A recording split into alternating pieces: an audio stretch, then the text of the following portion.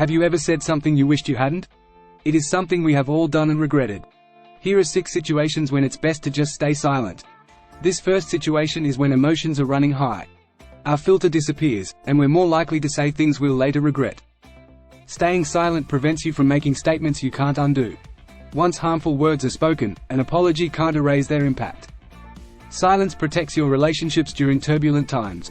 It gives you space to process emotions before expressing them. By keeping your lips closed, you avoid burning bridges or causing deep wounds. It's natural to want to express your feelings when you're upset, but sometimes, it's better to stay silent and calm down before you say something you might regret.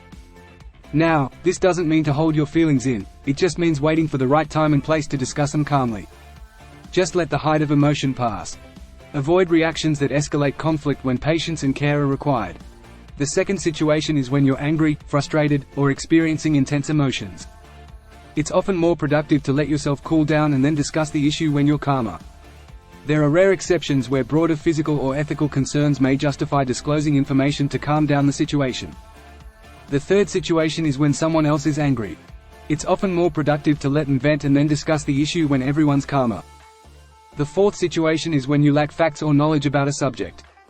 Speaking up with inaccurate information can spread misinformation and make you appear ignorant. And it's better to stay silent, listening and learning before forming an opinion. In discussions about subjects you're unfamiliar with, it's better to remain silent and be thought a fool than to speak and remove all doubts.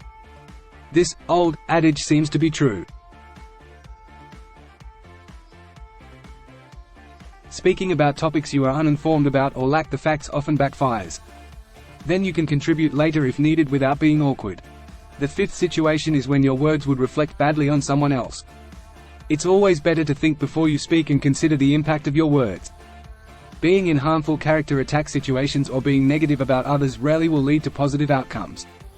It can hurt not only the other person but also your relations and credibility. People are not likely to trust someone who talks badly about others. There are correct and appropriate ways to address issues and provide feedback. But reacting when you're frustrated often crosses the line of getting along or causing resentment on both sides.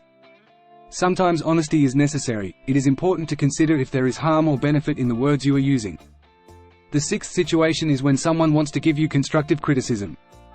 It's natural to feel the urge to defend yourself, talking back and escalating the conversation rather than having a good discussion. Staying quiet at times like these allows you to absorb the opinions without becoming defensive. Only when the person finishes giving information should you respond. Pause for a moment and think about what they said and maybe ask follow-up questions before answering. This requires emotional and self-intelligence and restraint. It will show professionalism and maturity. It's not about suppressing our feelings, but about expressing them in the right way and at the right time. These were the 6 times to consider holding one's tongue. Remember, silence is a powerful tool that can help us maintain our mental and emotional health.